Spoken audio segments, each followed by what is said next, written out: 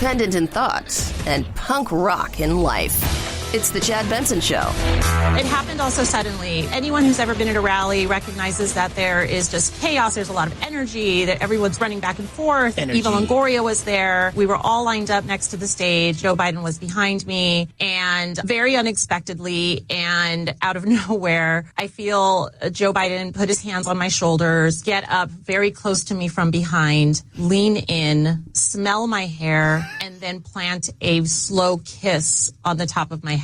Maybe he just likes hair. Maybe he thought you were Eva Longoria. Look, for the front, we would never mistake you to Lucy Flores. But from behind, maybe he thought you were Eva Longoria and thought, I've seen her commercials. Let's see if it really smells the way. Oh, it's interesting, right? This whole thing we've known for years. Like, this is the worst kept secret.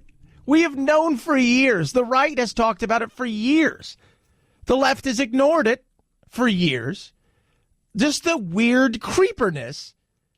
But you know what's interesting is I was talking to my producer today, producer Anthony, and he and I were chatting about this. Is, you know, he's Italian. And Anthony's all, I used to be that way. I used to be very handsy. I'm Italian, very handsy, like hugs, and we're all that kind of way. And I said, you know what? He's probably, well, the hair sniffing is a bit odd. It's a bit odd. But, you know, he's unaware and socially inept when it comes to people's space. That's it. It is. And let's be honest, right? For a lot of people out there, Joe Biden's sell-by date is about 25, 30 years ago. They're not looking to him. He's not progressive enough. He said a bunch of things along the way that are very Dan Quayle-esque. If you don't know who Dan Quayle is, look him up. He is really, as far as I'm concerned, he never really had a shot anyways. I think his big thing was, if I can get through, I've always said he may have a better shot against Trump than the rest of them, but he'll never get out of the Democratic primaries. And I wouldn't be surprised if he says, you know what, I'm not going to do this. I'm not going to do this. And oddly enough, he's apologized for everything and then some over the last 3, 4, 5 weeks, as many Democrats have. But he's not really apologizing for this. He's like, I didn't think I did anything wrong. That in and of itself might not sound like it's a very serious thing. That in and of itself might sound like it was innocent and well-intentioned. But in a person that had absolutely no relationship with him afterwards, as a candidate who was preparing to make my case for why I should be elected the second in command of that state, to have the vice president of the United States do that to me so unexpectedly and just kind of out of nowhere, it was just shocking.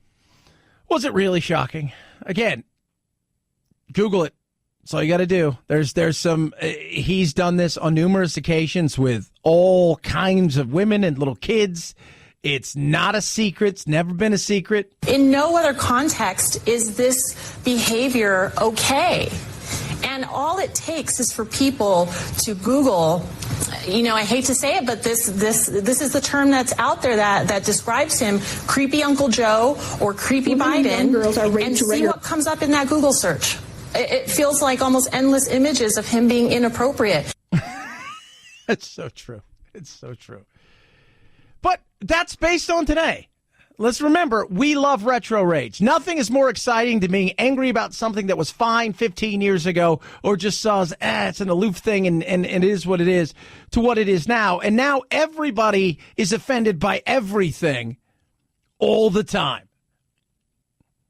And it's no longer how something was said. It's no longer what, you know, I gave you a hug. It was only meant to be a hug. Now it's you sexually assaulted me. Or there are creepers out there. Let's be real. There's absolutely a ton of creepers out there. There's a ton of creepers out there. You know it and I know it. But this is also a great way to get rid of somebody who a good majority of the progressive left really, they don't want him around. They don't want him around. And he's going to have to answer for this. And what a great way to get rid of him. What a great way to get rid of him. Now, there are people out there saying, hold on a second. Why are you waiting until now to talk about this? Well, partly because why not now? Now Joe's going to be running. So wouldn't you ask the people that have gone through this about this? Right? And this was the guy, too, who's also last week apologized about the way that the whole thing, you know, with Clarence Thomas and all of that went down with Anita Hill. So now is the time to say, hold on a second. Look at these things here that you've done in the past. And we live in a much more woke society than we've ever lived in before. And you weren't woke back then, even though woke wasn't a thing. You should have known that one day we were all going to be woke. You should have been forward-thinking woke, and you weren't. And because of that, you got to pay the price. You've got to pay the price. Statement out just moments ago, the former vice president says he's given countless handshakes and hugs on the campaign trail. Quote, and quote, not once, never did I believe I acted inappropriately. If it is suggested I did so, I will listen respectfully, but it was never my intention, unquote. And again, all the stuff that we talk about in his apology tour, all of them are on some sort of apology tour. Everybody's trying to apologize over apologizing. I need to apologize for the fact that I'm apologizing for so much. This is one of those things where it's like, I'm not really apologizing because it wasn't meant that way. You've taken it that way. I'm sorry if you felt it was that way, but it was never meant that way. It's no longer how it was meant. And it's creepy. It's very creepy. People smelling your hair. And then we like this. We all, like, for me, I don't like a lot of people. I don't like crowds. It drives me crazy. It does. 3 weeks ago, I went to SeaWorld because Jack and I like to go to SeaWorld. So I went to SeaWorld. It was the first Saturday in forever where the sun was out in San Diego. It was a nightmare. Went back there on Friday. Not a lot of people there. Loved it. Had it 10 times the fun that we had before. I don't like crowds. Don't want to wait in line. Don't like crowds. Don't like people touching me. But if somebody does, I don't take it that way. But if somebody comes up and sniffs my hair, that's a weird thing. That feels very fetishy. It does. I believe Lucy Flores. And Joe Biden needs to give an answer. Should he not run as a result? That's for Joe Biden to decide. That's for Joe Biden.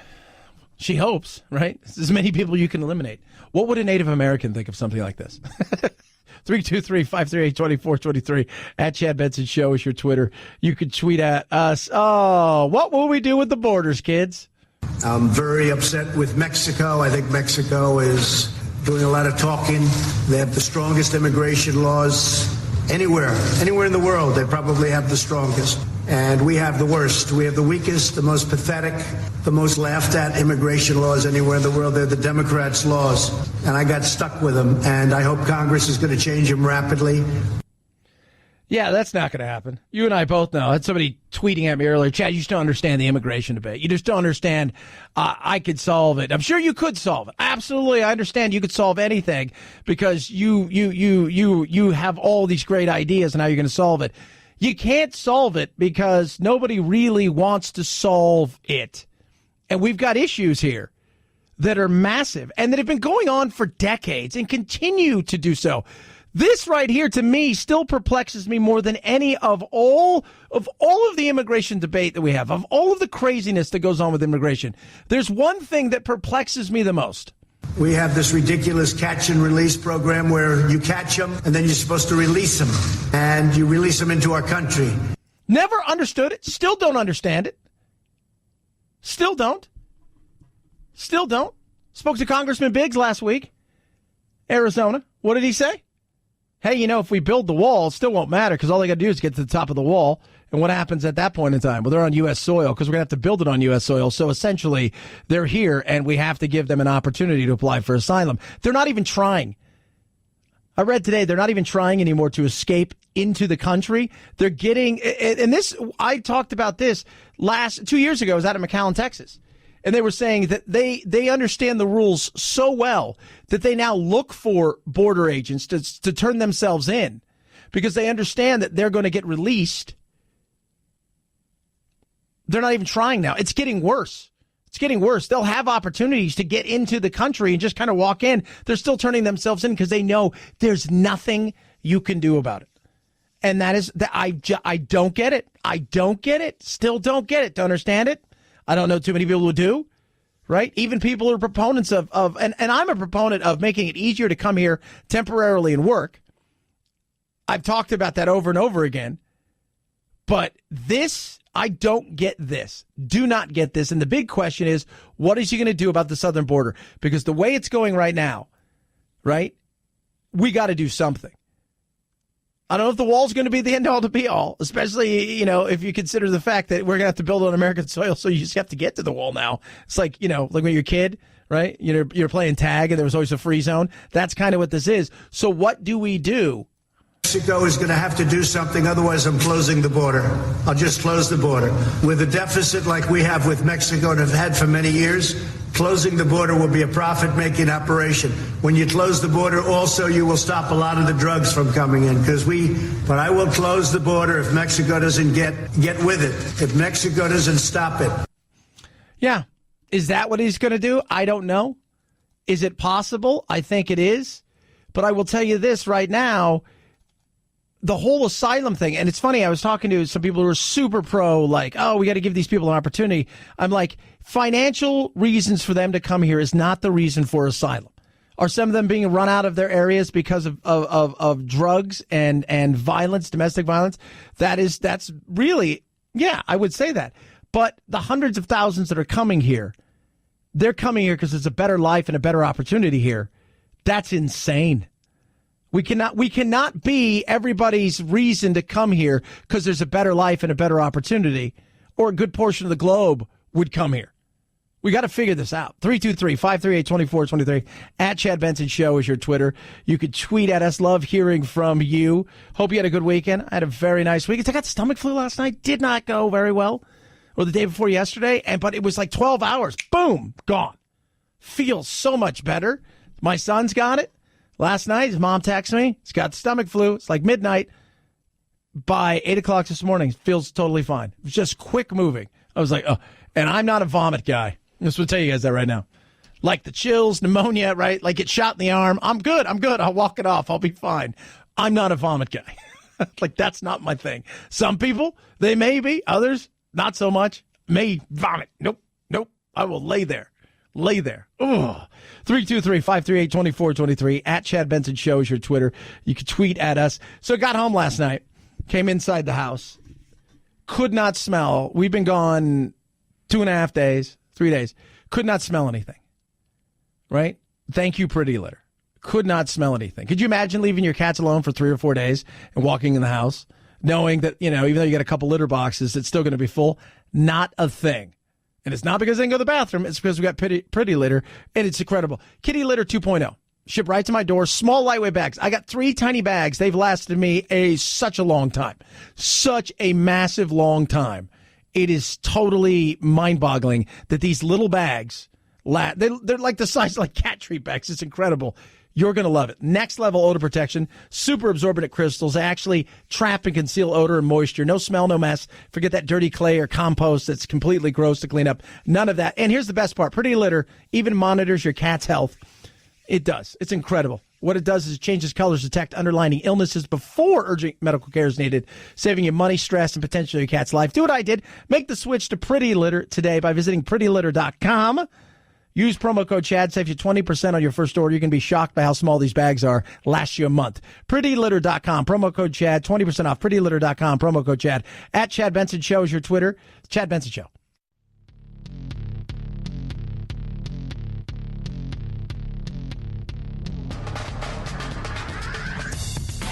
Serving up talk radio medium rare and dripping with irony. It's Chad Benson. You listen to the Chad Benson Show. You know we do a thing here called the Urban Word. Well, a television station in Toledo, Ohio, WTOL, did something for the kids who are getting ready to take a test. I think it was high school kids getting ready to take some sort of test, and they wanted to show how hip and cool they were, and instead all they did was show how white and uncool they were. Ladies and gentlemen, WTOL. Good morning, TPS students. It is testing week, and it's time to slay all day. Stay woke, be on fleek, and get that Gucci breakfast. Goals. Say bye, Felicia, to that testing stress. Weather's going to be turned, right, Chris? Yes! Toledo weather going to be lit during testing week. A hundo P chance of success. You've got this, kids. So, producer Phil, at what point do you think, oh my God, if this ever gets out, I'm the worst human being on earth because I couldn't get any whiter? Oh God, that was awful. Hundo P, let's get lit, kids. What's going on? What? It's just, I couldn't even imagine that, but they're not done yet, kids. Oh, no. They're just getting started. How about that traffic? Are we looking better than we're talking turn. FOMO won't be an issue. No traffic problems around any TPS schools to keep you from taking those tests. Made even the black guy sound bad. Chad, it's not very nice. It's a, what is that? Is that okay? Yeah, I think that's Cardi B's thing. Oh, goodness me. This is why we can't have nice things right there. This is why we can't. Those are real live people right there doing something because they thought that that's what kids would respond to. If I'm a high school kid sitting there and I'm seeing this come across my morning bulletin, right, that we're already stuck watching, and I see them go, oh, turn, lit, slay. If I see that come across, I don't even want to take the test at this point in time. What do I have to do to get that job? Because that ain't hard. Oh, so sad. 323-538-2423. At Chad Benson Show is your Twitter. You can tweet at us. Boeing's still having issues with that. Their airplane that don't fly so well. This is a significant delay. It means even more time on the ground for these 737 MAXs. The FAA not saying what they're concerned about, just that it's going to take coming weeks. Is that 2, 3, 4? We don't know to get this approval. That's not all. Yeah, they've got more issues with the software. It's taking a little bit longer. I think what they're trying to do is all the stuff you had to pay for to get, right? Because they tried to do micro transactions for people flying. Well, I want to land the plane, so that'll cost me an extra $1. Right? I want to take off. That's going to cost me an extra $1. Next thing you know, the plane's free, but all the microtransactions cost you $700 million. Well, they're trying to fix all that, and that's not going as smoothly as planned, and this just does not look good for Boeing. 323-538-2423. At Chad Benson Show is your Twitter. God, that's embarrassing. Chad Benson Show.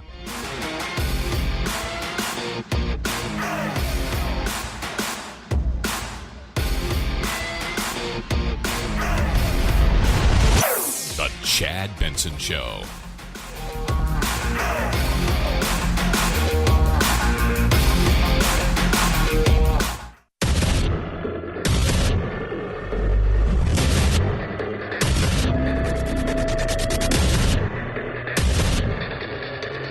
Independent in thoughts and punk rock in life. It's the Chad Benson Show. You got parents laughing, going, ha, ha, ha.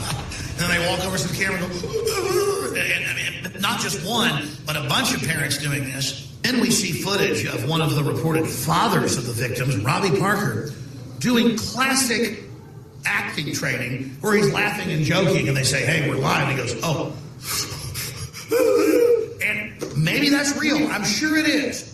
You realize now you were mocking the difficult emotional reactions of people who provably lost their children. No, I was not mocking. I was showing what people were questioning. It's you that is projecting mocking onto it. Yeah, it's you. It's not me. I don't do any of those things. It's probably aliens anyways. I don't even think they're real. Aliens are very real. They're here right now. How should I know? Because I'm Alex Jones. That's how I know. So these are some of his... So he's being deposed because the Sandy Hook families are suing him.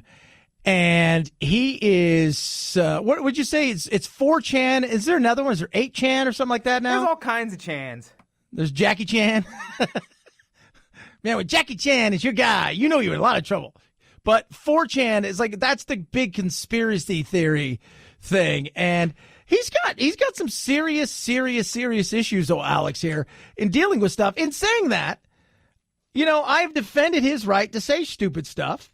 I don't like what he does, and they're coming after him. I don't like the way that they've deplatformed him because I think doing that to somebody silences free speech. And there's the worry always. You know, today I was talking to somebody about just the NRA, and I understand why the NRA fights as hard as they do. And she's a big believer in gun rights. And she's like, but you know what? I'm okay with some common sense reform. She goes, but I just don't trust anybody in the government. Because, as we all know, the road to hell is paved with what? Good intentions. And it's the unforeseen circumstances and consequences that end up biting people in the ass. They think they're doing the right thing, and they get hammered for it. And I think that's the same way I feel about somebody like Alex Jones, who I'm not a fan of. I just nothing about him is he's entertaining because he's insane, right? Like that's exactly what I'm talking. What do you mean I'm insane? Are you saying it because I've been abducted by aliens? Is that what you're trying to tell me? I'm abducted by aliens, and because of that, somehow I'm magically crazy? Is that what you think? No. You don't believe the official story of Sandy Hook. You think there was cover-up? You think there was manipulation? You think that there is some sinister thing going on? I think children died. I believe mass shootings happen. I believe it's a crisis. It's traumatic, and so people go and they find anomalies. It's just the school system and government trying to cover its rear end from liability, and so there's been a cover-up of the events, and I think there's a lot of evidence showing there could have been a second shooter. There is the helicopter footage, the man in the woods. There's all kinds of stuff like that. Probably an alien. Guy probably had a tail. That's what they got to get from. I don't even know. It could be anything. I'm just telling you guys. There it is.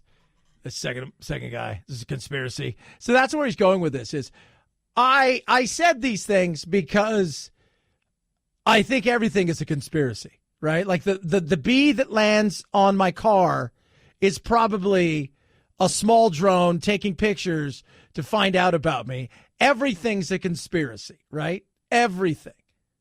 Chemtrails, total conspiracy. It's the government totally trying to poison us, turn us into frog people. That's the stuff that he does. And now what he's going to try to do is essentially come at it from, they're going to say to him, so you don't believe, no, I do believe this. I believe that it did happen. What I do really believe is not only did it happen, but it happened in a way where you guys don't understand because there was 8 other people involved and there was all of this stuff and it was people that were perpetrating it, trying to take guns away from people. He's going to come at it in that weird kind of thing, trying to show, could that have been a possibility? Because he knows he's in deep crap.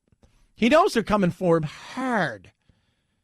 And the chances of them maybe taking some cash from him and or just destroying him altogether, it could be real. And remember, just like with what just took place with the weed killer, right? You know, and it's taken place with mold and other things. You only need a sympathetic jury to hand somebody money to come after anybody and everybody all the time. So while I don't agree with a lot that he does, except for, well, nothing. Actually, nothing. I don't agree with anything he does.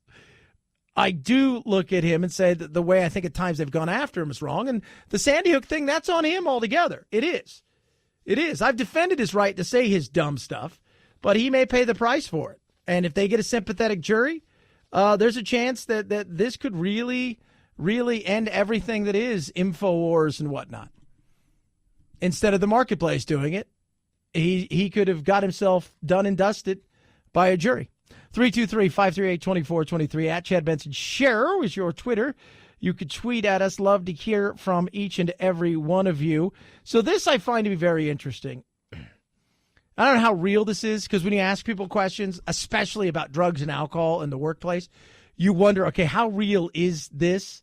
But if it's somebody who's independent, I think you'd probably be more apt to be real, unless you're worried about being judged, right? It's the whole thing with, like, Trump. Like, you know, if a computer calls you up, you're more apt to look around and say, well, yeah, I'm voting for Trump. But if a human's on the other line, you're like, oh, I don't want to feel like a Richard, so I'm not going to say that because they're going to judge me on this. So I'll just say I'm voting for whoever. So they ask people drugs, right? And drank in the workplace. 77.5% say they've not done any alcohol or drugs in the workplace. 22.5%, essentially 23% say they have. What are some of the men, more often than not, will drink or do drugs compared to women? Recreational, this is what I found to be interesting. I like smoke a little weed at work every now and then. But here's the breakdown. Alcohol still number one. About 64% of those 22% of women say, yeah, and 70% almost of men say, yeah, I've drank.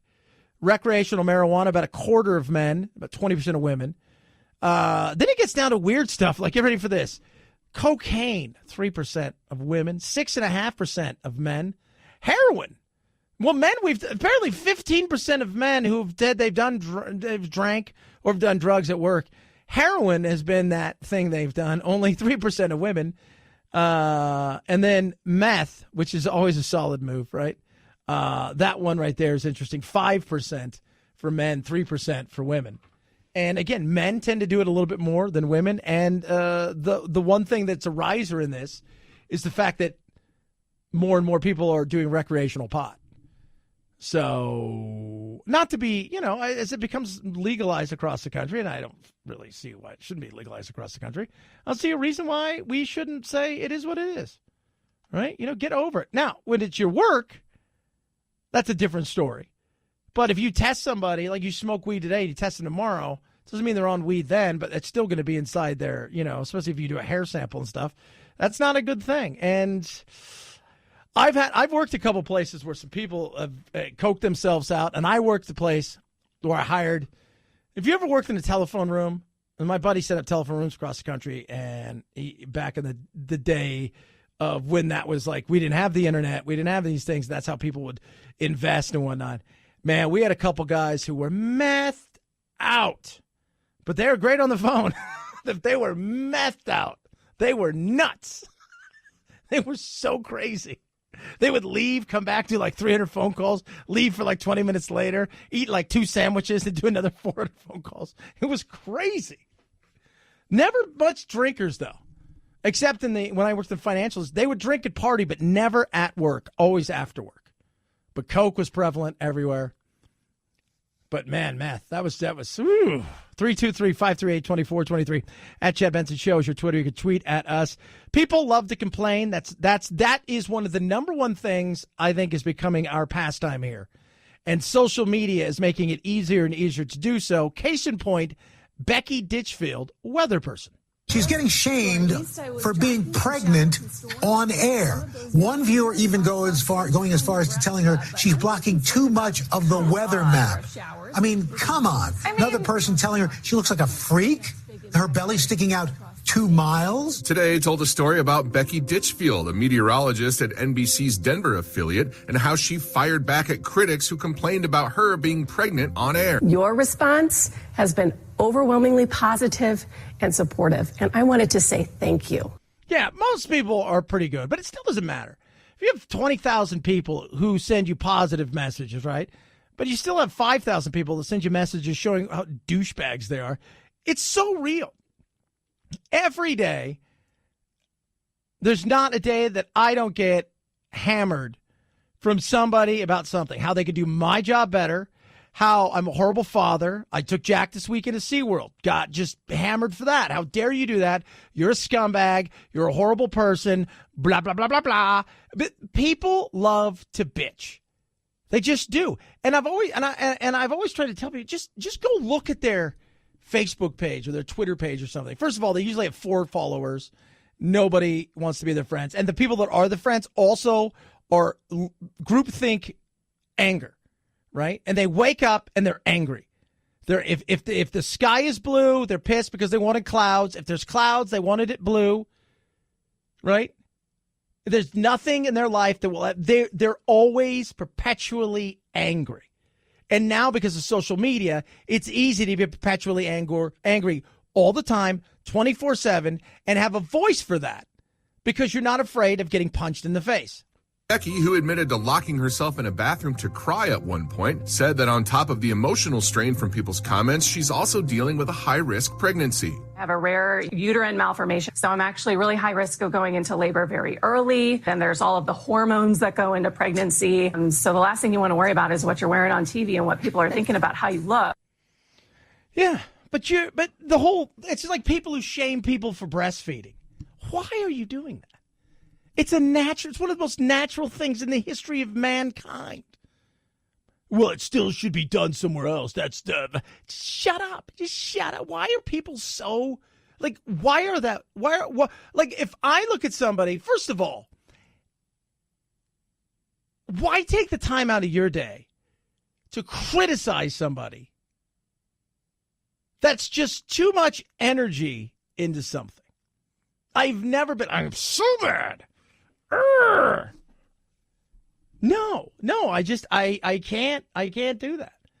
Right? I cannot. And there's times when I probably should, like, especially as a consumer. I stay at hotels all over the country all the time. Right? And some of them, because I'm super cheap and I will just stay somewhere because I know I'm going to be there for 6 or 8 hours.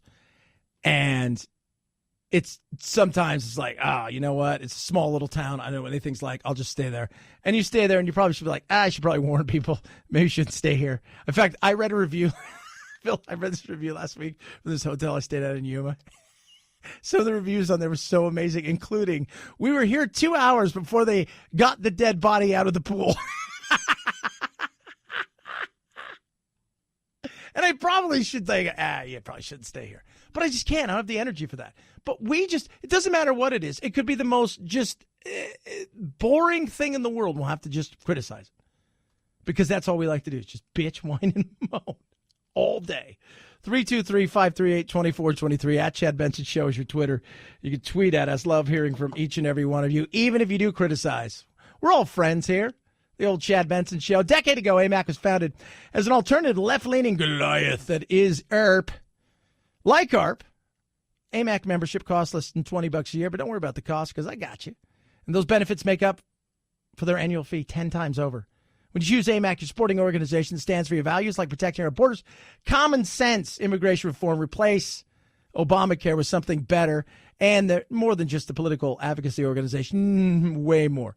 Retail, restaurant, hotel discounts, cheap movie ticket discounts, right? Competitively priced insurance, you name it, they've got it, and then some. And right now they're offering my listeners of the Chad Benson Show a free 1-year membership.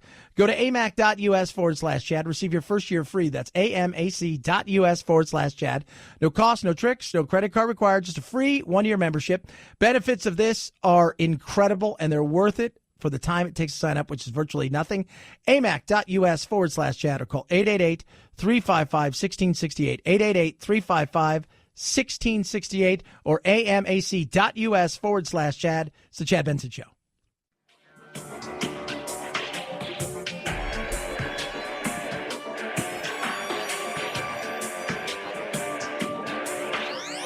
Warning, no snowflake zone. Uninformed opinions are in danger of melting. The Chad Benson Show. You have magic. Disney's live-action Dumbo remake wasn't quite as magical as expected at the box office. It opened with $45 million, not only less than forecast, but by comparison, well below the $174 million debut of 2017's live-action Beauty and the Beast remake. They know where we are. The horror flick Us got bumped from first to second place, $33.6 million there, for a 2-week domestic total of $128.2 million. Yeah. I want to go see. I'll probably go see Us tomorrow night. I'm going to go see Pet Sematary this week, and I just have no desire to see Dumbo. And I said it looks depressing. If it's a Tim Burton movie, so you figure, oh my God, Helena Bonham Carter is probably in it somewhere, and this Dumbo's played by Johnny Depp, who like really gets into it, buys wine in his elephant costume all the time, goes broke. But it's just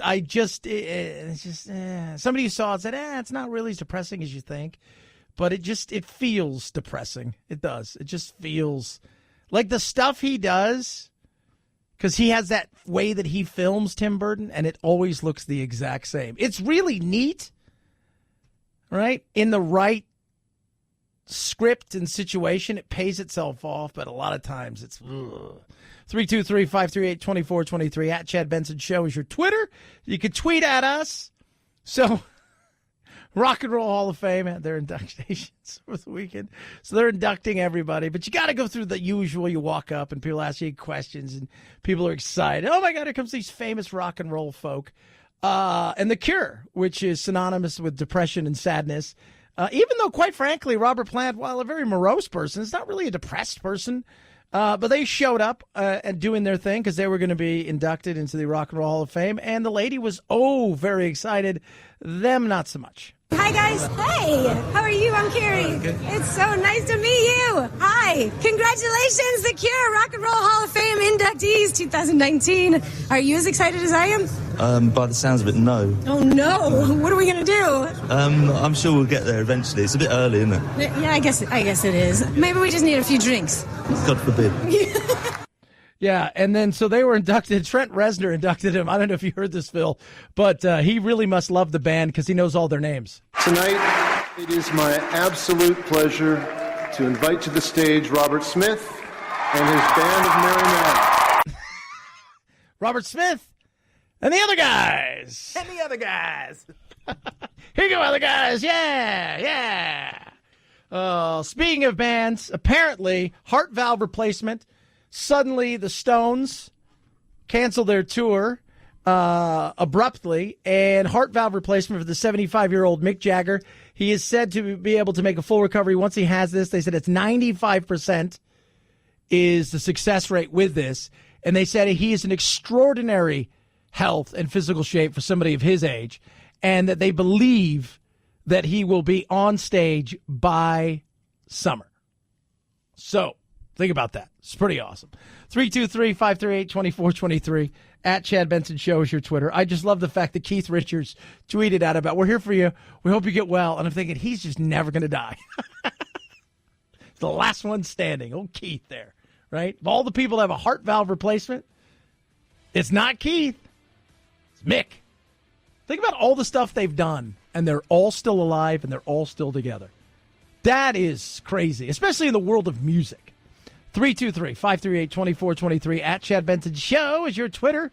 Feel free to tweet at us. You can text us as well. Check out thechadshow.com. Grab your podcast. And Facebook as well. Like us there and share the conversation of fun. It's the Chad Benson Show.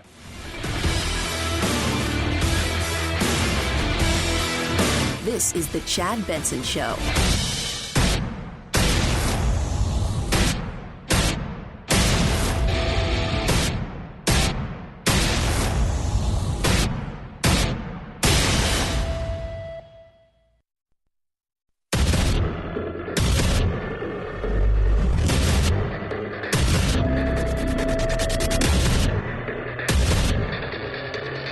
Independent in thoughts and punk rock in life. It's the Chad Benson Show. Yeah, I think we've got a lot of good ideas. I'm going to run on health care. I'm going to challenge my Democratic colleague, any Republicans, libertarians, vegetarians, to replace Obamacare. We started out with 5 plans in South Carolina. We're down to 1. Premiums went up 31% last year. Obamacare has failed in South Carolina. It needs to be replaced with plans that require the pre-existing conditions to be covered, but more flexibility, more choices. So I'm going to run on health care. That sounds really good. That's Lindsey Graham right there, for those of you who don't hear the lisp. I call him Lipsy Grams. Chad. What he said right there at the end was like spot on, right? Like, I'm running on. People want more competition. They want more choice.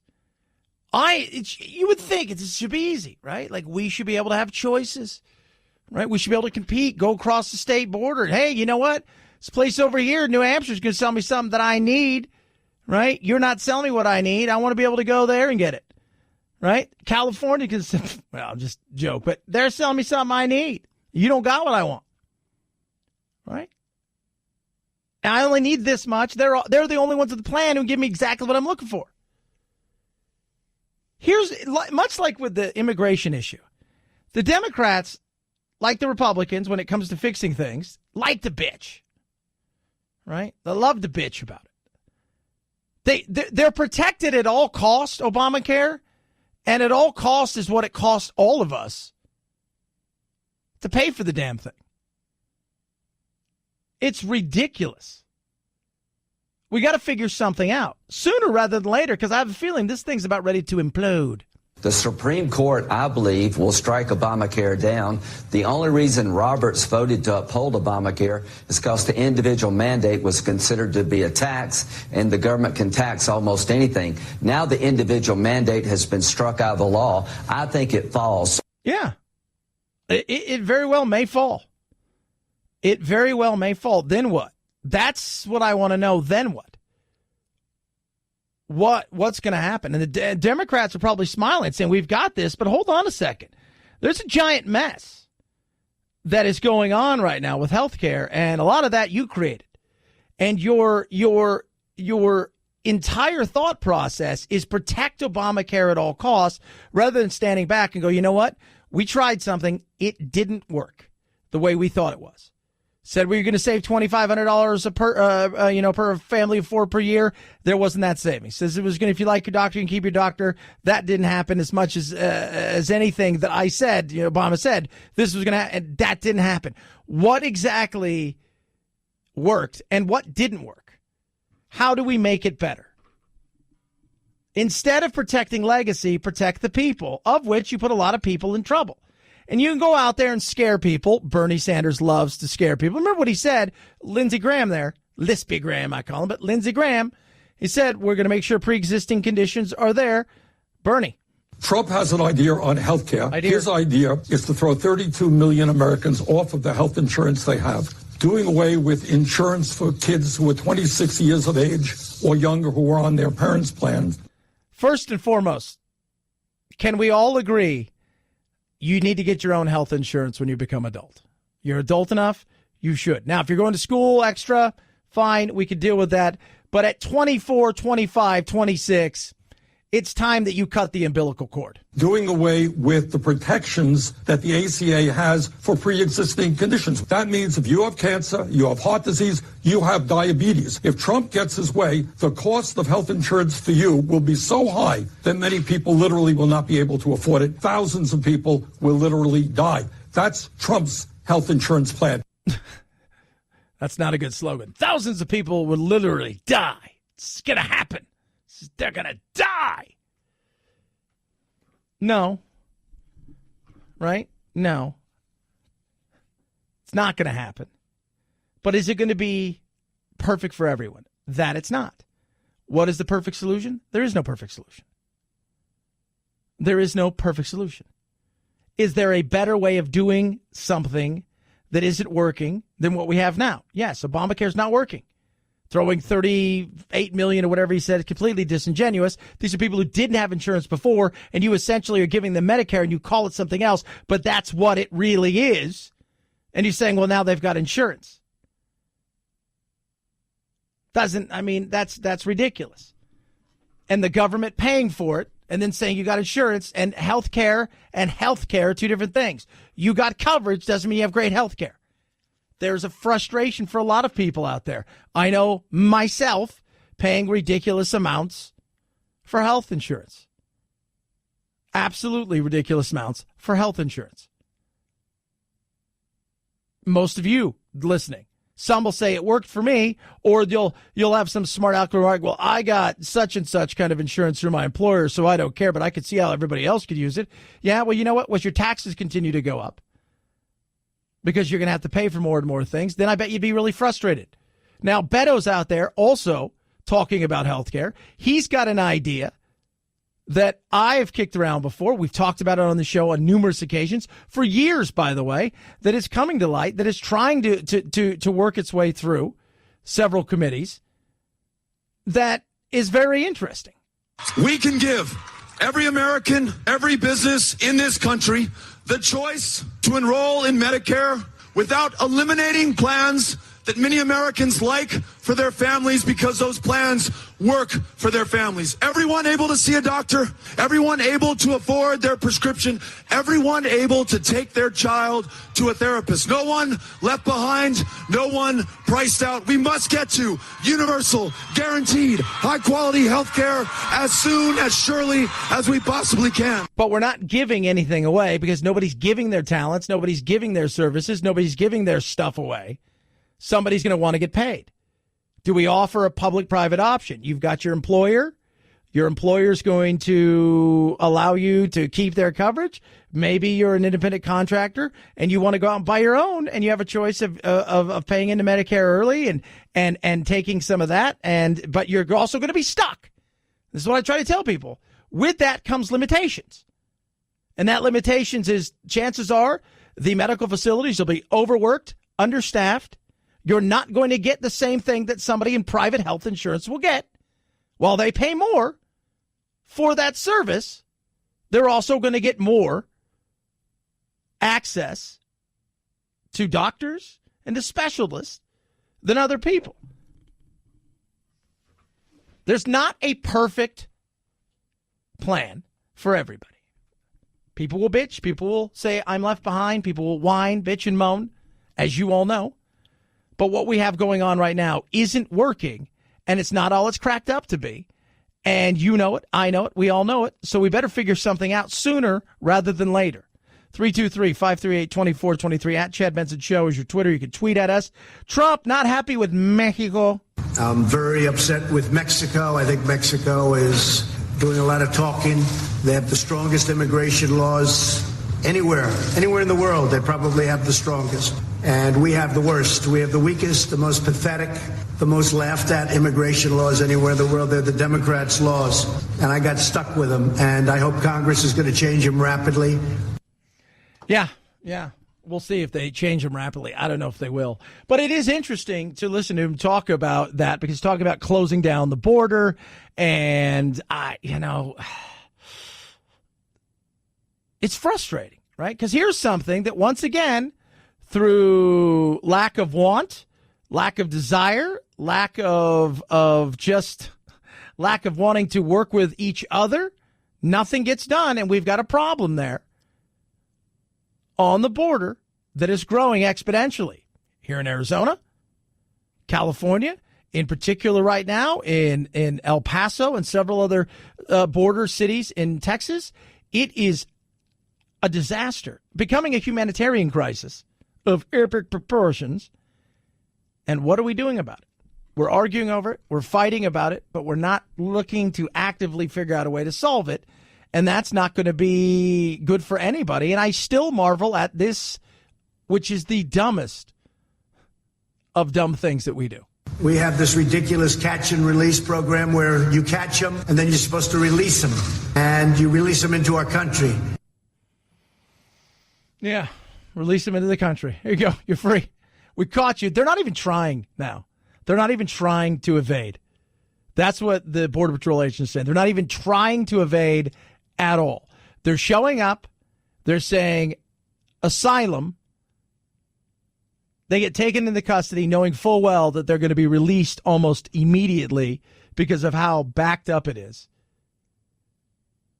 It is awful. And we're not doing anything about it. We talk about it a lot. We debate it a lot. But, even now I've seen prominent Democrats, people who work for the Obama administration say, yeah, we've gone from the issue to a crisis now, and it's getting worse. And it's getting worse. It really is. But it doesn't mean it's going to get solved, because there's too much money to be raised, especially campaign-wise, before we have to solve this. We got to raise some money. 323-538-2423 at Chad Benson Show is your Twitter. You can tweet at us. The brackets are busted. Thank you, Duke. Auburn, Michigan State, Texas Tech, and Virginia are the last four standing. After Duke, Kentucky, Gonzaga, Tennessee, and Michigan were all bounced from the tournament over the weekend, there's a pretty good chance your bracket is busted. The NCAA says only 0.02% of all brackets submitted to its bracket challenge game picked the Final Four teams. ESPN says 0.04% of its players picked the Final Four. A third of all entries into the ESPN challenge game picked Duke to win it all. I was one of those idiots. Oh, my God. So you're talking about, out of 15 million, about, 6,000 people that maybe pick that? That is crazy.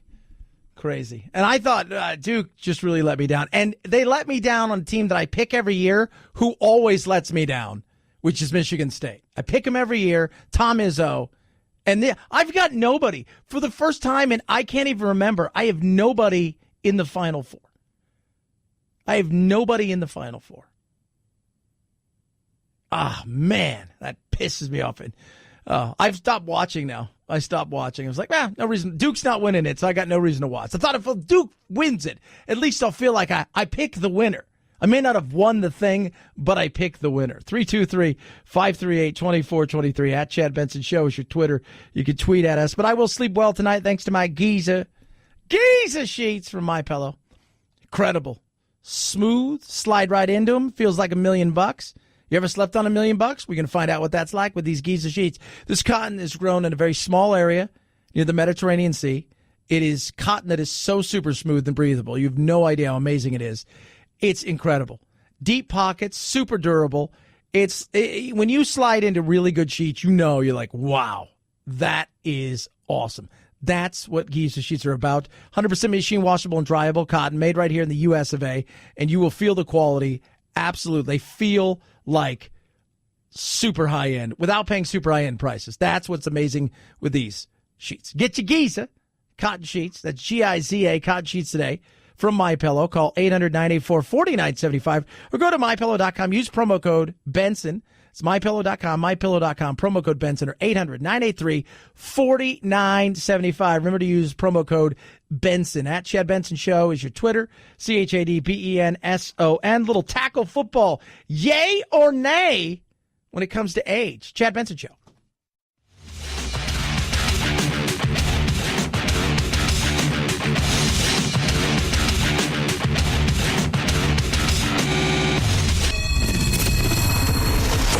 Plea deal this. Mueller, arrest me. Chad will trade you 2 perjury charges for 1 collusion and throw in a reduced charge of obstruction for free. Yeah, I'd do that. For just listening to The Chad Benson Show. Just listen to me, kids. 323-538-2423. At Chad Benson Show is your Twitter. You could tweet at us. I continue to say this, and I will continue to say this over and over. Mark my words. If the economy stays the way it is, somebody came up to me today at lunch and asked me, hey, listen to your show. I said, cool, listen to yours. They didn't have a show, so they were like, whatever. But I said, they said, who do you think is going to win the next election? Because apparently everyone wants to know that.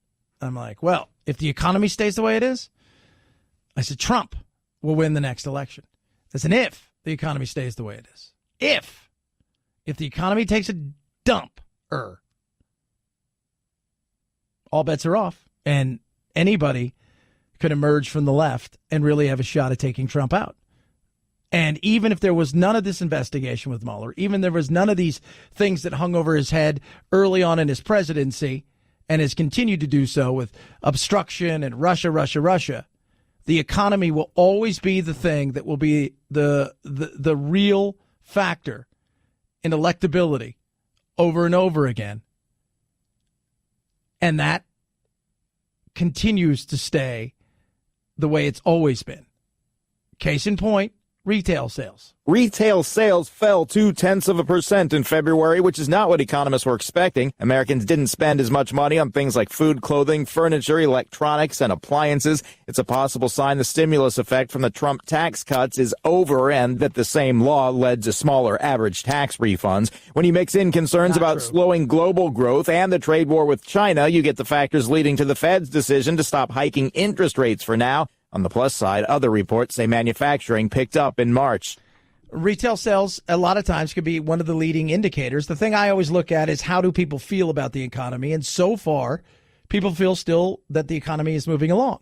And when you look at our first quarter as it came to an end, as far as the stock market, it was the best it has been in decades. So it's doing all right. But that is the factor that matters the most on checking the box for a president. You could look at social issues. You could look at issues abroad and how they handle that. You could look at all of these other little things. But in the end, the biggest box to check is the one that's truly next to the president or the president-to-be, and that is, how do you think they handled the economy or will handle the economy? And for Trump, as of right now, if today was the election time, I think he walks to it no problem. But that could change in the next year plus. 323-538-2423. At Chad Benson Show is your Twitter. Tweet at us. Check us out on the old Instagram. The Gram. That's what they call it. The kids call it the Gram. When I was a kid, the Gram was a cracker. Graham cracker. But now it's Instagram. It's the Chad Benson Show.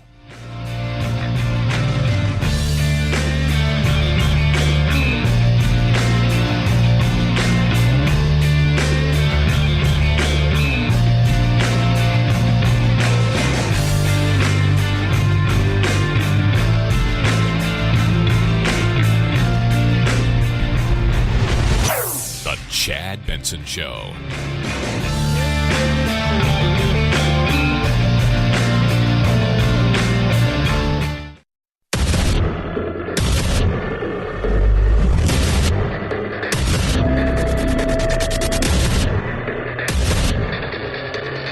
Independent in thoughts and punk rock in life. It's the Chad Benson Show.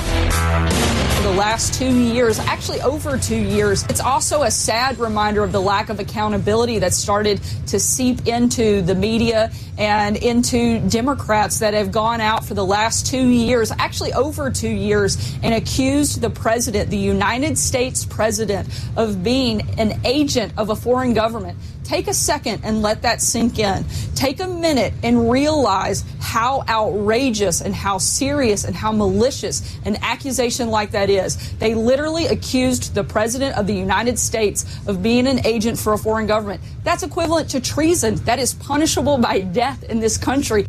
Wow, Sarah sounds like she's going to cry right there. But they did.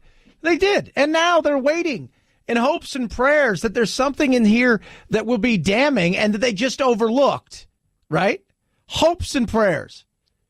Hopes and prayers that something in this massive, huge 3.5, 400 pages, whatever it is, 350, 400 pages, somewhere in here, there's going to be something that was like, oh, Mueller, it's right there, and you didn't even see it. That's the way they're going to look at it. They're going in looking at it. They may even early tomorrow figure out a way they're going to take a vote on it and may subpoena it because they want it now. Now. They waited 2 years for it, and they can't wait another week or two. Barr said, look, we'll have it out middle of April.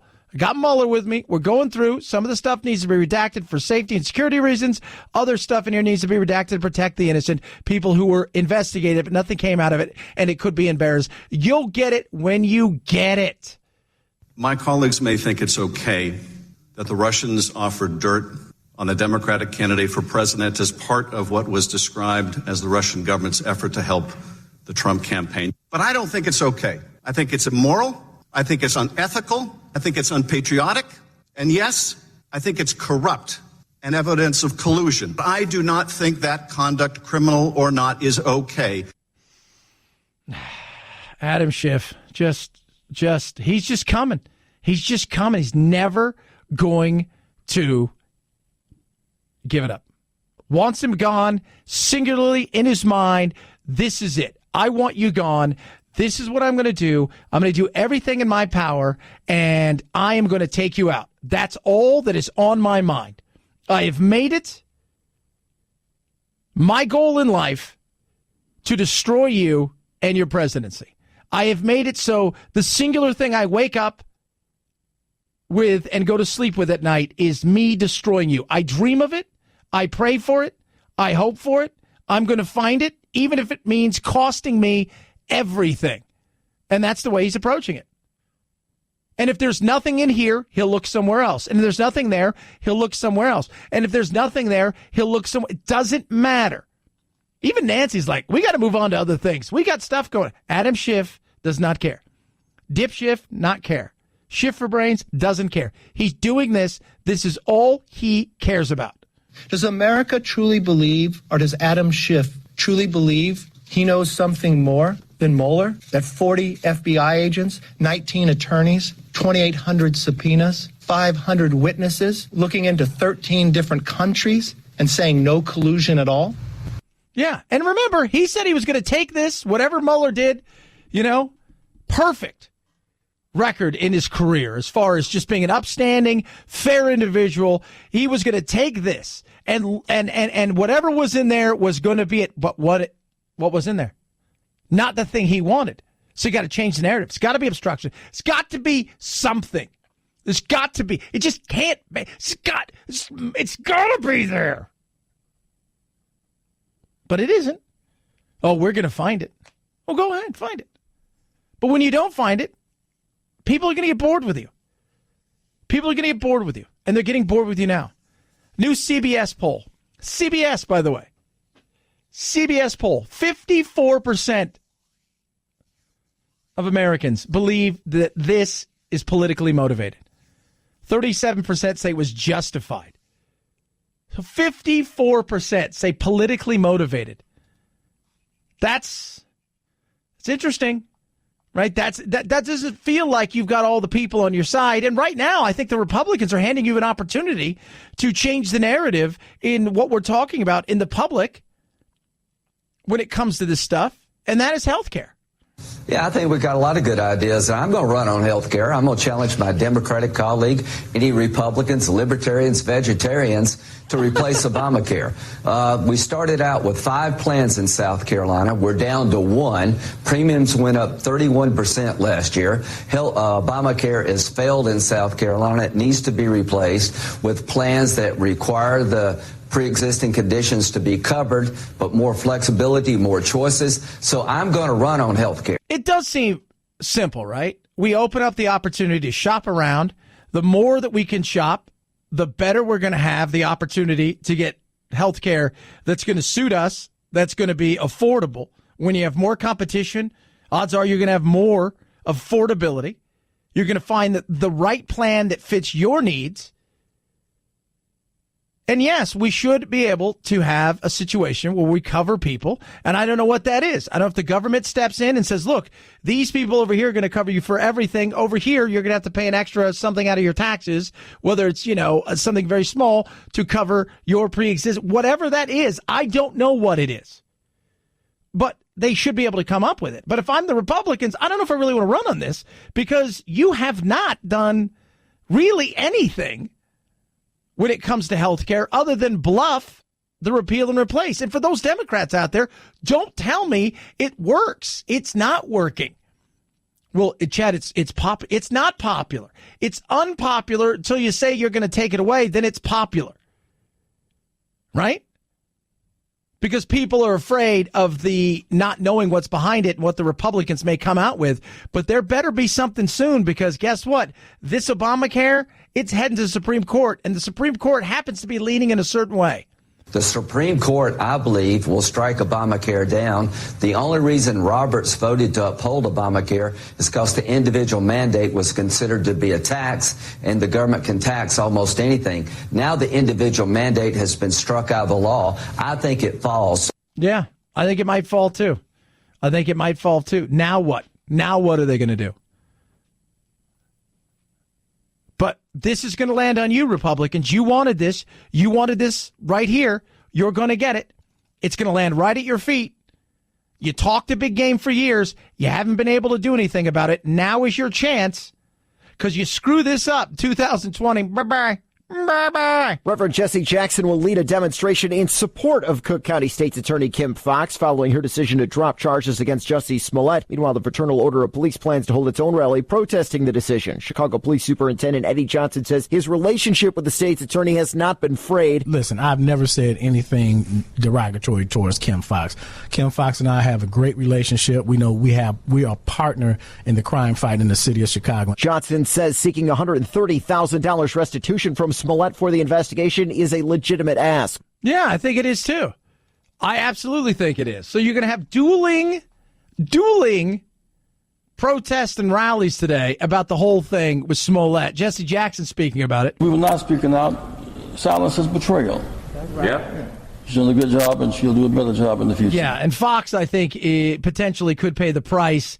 Maybe. I mean, again, it is Chicago, and Chicago is one of those places where it's all about who you know and what you're able to get away with. We used to joke with Illinois itself. What is it? 3 of the last 4 governors were in some way, shape, or form indicted or in jail. So you're kind of getting what you get there. But Smollett did get hammered over the weekend with Mr. Chris Rock, who was at the NAACP Image Awards. And, he's a comic. This is what comics do. I guess I got an award. They said no Jussie Smollett jokes. Yeah, I know. What a waste of light skin, you know? You know what I could do with that light skin? That curly hair, my career would be out of here. Run in Hollywood. Don't tell a comic, don't do something. That's like telling a fat kid when you leave the room, don't eat the cake. But the fat kid's hungry, but don't eat the cake. Guess what the fat kid's going to do? He's going to eat the cake. What the hell was he thinking? From now on, I ain't never going to know you're Jesse from now on. You don't even get the you no more. That you is respect. You ain't getting no respect from me. Oh, my God. He was up for something. I don't know what it was. Something for the show Empire. But didn't go the way I think he thought it was going to go. And listen, you can go out there and you hear it. It's so funny that they're talking about, Kim Fox and this, and he's still a victim. There's very few people in the black community buy any of that, let alone the community as a whole. But very few people in the black community buy a damn thing when it comes to Jussie Smollett and this entire thing. Nope. Don't buy any of it. Think it's a bunch of BS. Think it's a bunch of crap. They think that this is where power comes in, and the games that were played and the powerful people behind the scenes who were able to do something that, let me tell you something, poor black community members could never do. And I think that pisses them off even more. 323-538-2423 at Chad Benson Show is your Twitter. You can tweet at us. Watch a little basketball this weekend. Not much. I will say this. Phil, do you have anybody in the Final Four? Nope. Nope. Me either. Duke was the last one to fall. Oh, God. This is the first year, and every year for 10 years, I've picked Michigan State. I'm like, Tom Izzo's a great coach. He's my go-to guy. Every year, they disappoint me. This is the year I didn't pick them to go to the Final Four, and guess what? You beat Duke. Now Duke's got to rebuild. I wonder how hard that's going to be, because all of those guys are going to go to the NBA next year. They'll talk a good game. Oh, I'm just going to think about whether or not I want to go to the NBA. I was reading yesterday that, what's his name, Zion Williamson, that shoe that exploded earlier this year, that Nike shoe is going to go on sale for $250,000. Shouldn't that be his shoe? Shouldn't he get that money? Shouldn't that be that? This is the stuff that pisses me off. You should be able to make your money off your likeness, right? If you want to go to an autograph signing, you should be able to go do that. And if your shoe explodes and it's your shoe, you should be able to sell it. 323-538-2423 at Chad Benson Show is your Twitter. You can tweet at us. Hey, burglars, when do you want to know when they're there? Before they get into your house. That's where Blink comes in. Blink Home Security is amazing. They will alert you of what's going on outside your house as well as inside your house, because they got the live feed option where you can check out and see what's going on inside your house, like my animals, which I had to check on numerous occasions. It is incredible, though. They got the indoor, outdoor, motion-censored cameras that are so amazing, so easy to set up. Few minutes, wire-free, couple AA batteries, last you up to 2 years. And I've got the app, the smartphone app from Blink. It's incredible. But it's just a great way to see what's going on outside of your house, to monitor everything that's going on, including whether or not you're getting packages delivered, and you want to make sure that they're there and that somebody doesn't steal them. And if they do steal them, guess what? You got a picture of them in the whole 9 yards. You can catch them. That's amazing. No contracts, no subscriptions, totally affordable, and it works with Alexa. Blink camera systems that make incredible gifts. They're a brilliant way to monitor your package deliveries. Visit blinkprotect.com/Benson. That's blinkprotect.com/Benson. Blinkprotect.com/Benson. Blink is an Amazon company. It's the Chad Benson Show.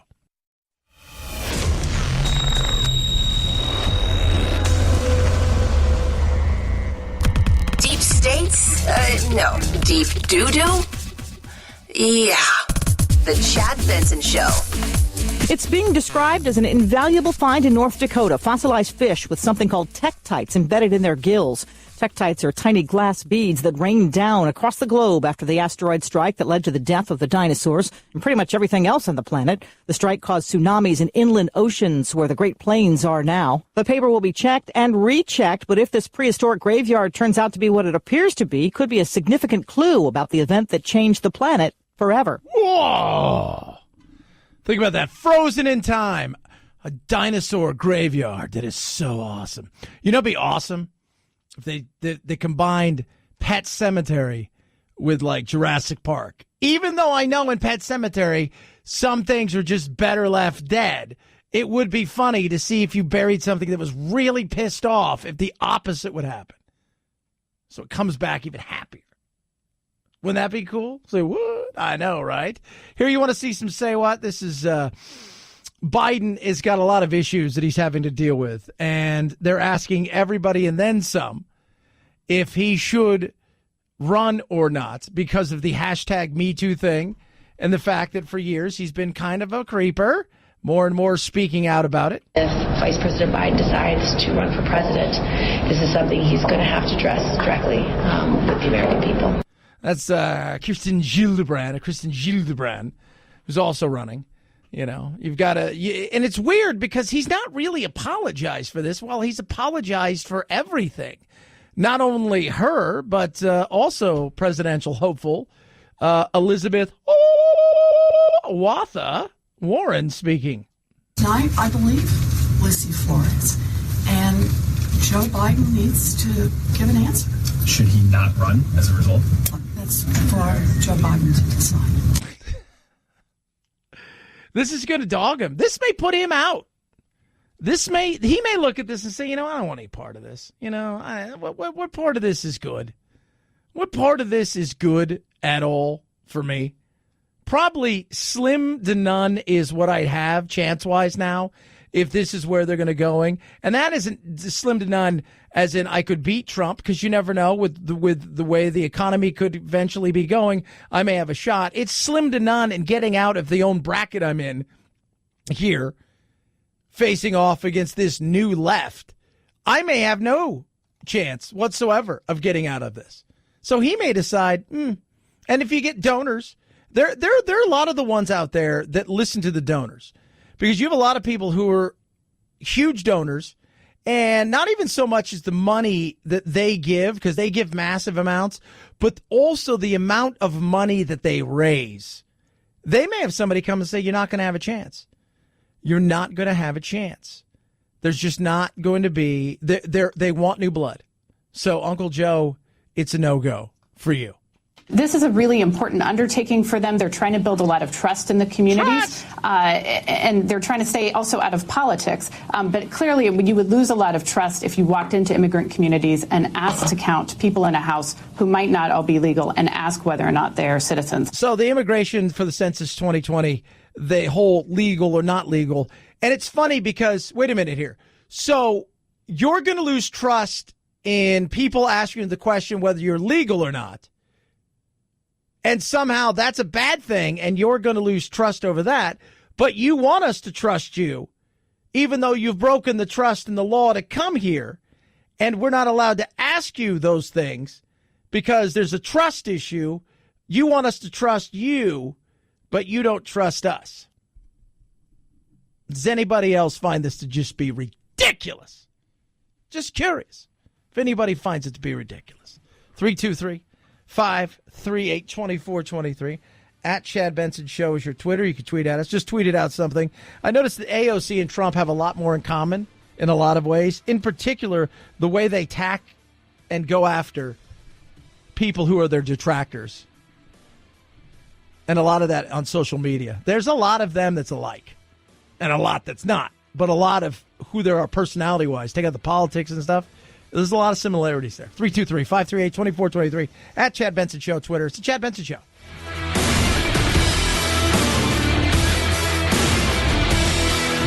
This is the Chad Benson Show.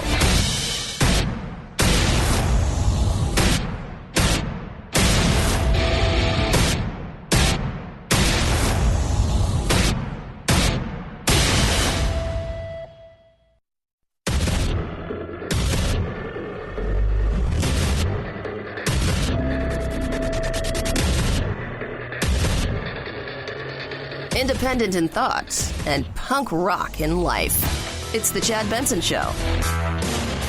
I'm very upset with Mexico. I think Mexico is doing a lot of talking. They have the strongest immigration laws anywhere in the world. They probably have the strongest. And we have the worst. We have the weakest, the most pathetic, the most laughed at immigration laws anywhere in the world. They're the Democrats' laws. And I got stuck with them. And I hope Congress is going to change them rapidly. Yeah, it's not going to happen. But he's right. We have awful laws. We have awful, useless immigration laws that don't favor America. Do the exact opposite. And the one that I continue to go back to over and over again. We have this ridiculous catch and release program where you catch them and then you're supposed to release them. And you release them into our country. You catch them and you release them. He's a little walk in there. friends would catch them and then release them. Why? It's true. I don't get it. I don't know what to do about it. No matter how many times I talk to people about it. I was talking to Congressman Biggs last week. Well, if we build a wall, it's going to be on U.S. soil. So the minute they get there, essentially, and get to that wall, it's on U.S. soil. They get on top of that wall. We have no choice but to offer them an opportunity to apply for asylum. That's what they're doing now. They're applying for asylum. They're not even trying to pretend like, hey, I'm just going to sneak through the border. Now they're going straight to agents going, hey, I want asylum. I want asylum. And they're coming here for all kinds of reasons. Many of them are fleeing violence, both from gangs, both domestic violence. They're fleeing the impoverished conditions they live in. They are trying to seek a better life. They are looking for jobs. It's a wide range of issues of why these migrants leave their home countries. That being said, people who study the issue almost unanimously agree you have to fix those countries. If things get better in those countries, you won't give them a reason to leave. What, Chad? Yeah, one of the things I've said for the last several years is if we want to be pissed about anything, we can look at our Congress and we can look at our do-nothing politicians who've allowed this thing to get this way for various reasons. One who want a permanent underclass of voters that will always vote for them. The other one who like the fact that they're going to have cheap labor here. But if we're really serious about fixing these things, we've got to look at the problem and lay blame where it really belongs, which is these governments and the failure for them to ever do the things they're supposed to do. The corruption and the failure of these governments is so massive that these people feel they have no choice but to get over to the golden goose, no matter how dangerous that trek may be. And it is dangerous, but we've got to do something because it has gone from an issue to a crisis and to the point where even people who worked in the Obama administration saying, yeah, we may be heading towards a real emergency. The president has seen these images. He's seen the numbers. They are on the rise. I mean, there is a crisis at the border. CBP tells us that. The president is right in saying that. We've seen administration after administration that has tried to tackle this problem. It is hard to fix. But I know this decision is being viewed both internally by the U.S. government, the people who are actually trying to fix this problem, and externally by the people in other countries and the migrants themselves as something that is going to be very drastic. Yeah. But what else are we supposed to do at this point in time? We're going to have to take we've allowed it to get to the point where we have no choice but to take drastic measures. We've got no choice but to take drastic measures. We're going to have to. Cutting off aid to these countries. We would have been better off giving each person in these countries $50,000 apiece than continuing to give money over to corrupt governments who do very little and have allowed runaway gangs, drugs, and whatever else they've got going on over there essentially steal the money while people turn a blind eye. It is ugly, it is nasty, and it's not getting any better. And the fix isn't going to be easy, but Trump is damn sure set on trying to get this thing fixed. Will he? I don't know, because you're going up against a bunch of people who don't really feel like, I've always said, if you're gonna get some of these things, if you're gonna take on some of these things, special interest groups, whether it be some of the entitlement programs, whatever it is that we have in our political world, if you're gonna take them head on, you have to have the stomach to know that it may be your political suicide in doing so. Trump is one of these few that really has no allegiance. He's very Trumpian. So he's not afraid to go against his own party, whatever party that is. I'm very interested to see how this goes because we do have a problem here. And it's time it gets sorted out. It's not going to be perfect. It isn't. The wall's not going to be the end-all to be-all. But at some point in time, we've got to figure something out. And both sides have to be in agreement that this needs to, because both sides, even now, I've talked to a couple Democrats who's like, I can't say this out loud because I'll get hammered for it, but we got a real problem here. And the powers that be want nothing to do with fixing it at this moment in time. Yeah. Well, it's going to come back and bite them in the ass. That's for damn sure. Speaking of being bitten in the ass by something long ago. It happened also suddenly. Anyone who's ever been at a rally recognizes that there is just chaos. There's a lot of energy, that everyone's running back and forth. Eva Longoria was there. We were all lined up next to the stage. Joe Biden was behind me. And very unexpectedly and out of nowhere, I feel Joe Biden put his hands on my shoulders, get up very close to me from behind, lean in, smell my hair, and then plant a slow kiss on the... Oh, I can't even listen anymore. Creeper. You guys wanted me to hear me do an impression of Joe Biden? Joe. Say it ain't Joe. It's Joe. He's a creeper. He's always been a creeper, right? And he's always there. You know, it's like baseball, right? Used to be Manny Ramirez. Manny being Manny. Joe was being Joe. Kind of a creeper, kind of weird, close talker, puts his arm on your shoulder, kind of touchy-feely. Probably means nothing about it, but you're invading people's personal space. And in this day and age, we're all protecting our own personal spaces. And I got no problem with that. I want to be touched. I don't like being touched by people, especially people I don't know. Right? I don't want to be touched. I don't want to be hugged. I don't want to be kissed, any of that stuff. But it's a weird thing. And in a woke world that we live in now, Joe's got to face the wokeness of everything. And this wokeness is people like Lucy Flores who are coming forward and saying, this was not good. That in and of itself might not sound like it's a very serious thing. That in and of itself might sound like it was innocent and well-intentioned. But in a person that had absolutely no relationship with him afterwards, as a candidate who was preparing to make my case for why I should be elected the second in command of that state, to have the vice president of the United States do that to me so unexpectedly and just kind of out of nowhere, it was just shocking. Yeah. And he's had a long history of these kind of odd moments, and it's come forward now because we live in the Me Too world. And the Me Too world is, Joe, that was acceptable 15, 20 years ago. It's not acceptable anymore. Yes, these things happened a few years ago, but we're still basing you on our sensibilities of today. And it's weird. It's weird that you've gone up and you put your hands on people. But I was talking to producer Anthony, who's, he's Italian. And he said, I understand. We used to be very touchy-feely, little hugs. And, you go to Europe, there's a lot of very touchy-feely, like kisses and the whole 9 yards. It's a different thing, but it's the creeperness of the smelling the hair. Let's be real. It's not the weird shoulder rubs, although that's a part of it. It's just the creepiness of some of the way that he's done stuff. And I don't think he has an understanding of people's personal space. I just don't think he does. In no other context is this behavior okay. And all it takes is for people to Google, I hate to say it, but this is the term that's out there that describes him, creepy Uncle Joe or creepy Biden, and see what comes up in that Google search. It feels like almost endless images of him being inappropriate. Yeah. Even with little kids. He's like, oh. And much of it, I'm sure, was no more than him being a little, overzealous and, rubbing somebody's shoulders and this, that, and the other.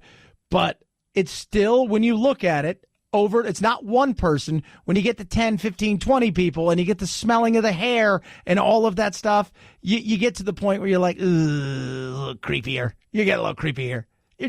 You feel a little creepy. You're feeling a little creepy-ish. You are. I'm sorry. You're very creepy. And what a great way to get rid of him. Right? He's 77. You got Bernie's, 78. But Bernie's woke, and he's always been woke. He was woke before woke was woke. We didn't have to woke him up for that. That's how woke he was.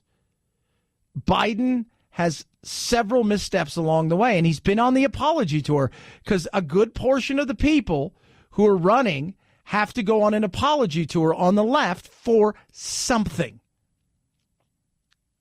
I wouldn't be surprised if he says, I don't want to do this. I don't. I've been vice president for 8 years. I've had a good life. I got nothing going on. My time has passed. I had a chance 4 years ago. I didn't take it. We're going to move on with it. 323-538-2423 at Chad Benson Show is your Twitter. You can tweet at us. Love hearing from all of you kids out there. Oh, my goodness me. This whole thing with Mueller, because they got to have out. they want it this week, the Dems. Like, they have to have it. Like, it's got to be this week or nothing. It's like, it's got to come now. It's like, you waited how long for it?